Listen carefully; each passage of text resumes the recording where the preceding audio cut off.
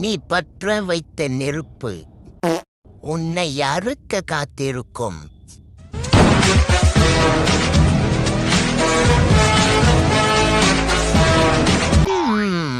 தைப்பூசம் வேற வருது.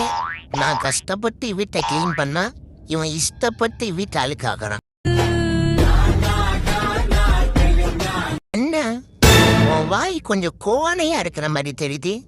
வாய் மட்டுமா?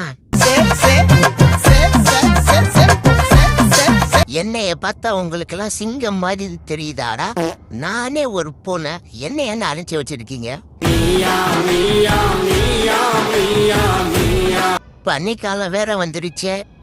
பனிக்காலம் வந்தாலே பனி வருது இல்லையோ, சளி வந்துடுது. ஃப்ரெண்ட்ஸ், வீடியோ பிடிச்சேன்னா சப்ஸ்கிரைப் பண்ணி சப்போர்ட் பண்ணுங்க. நம்ம தொடர்ந்து வீடியோ பார்க்கலாம்.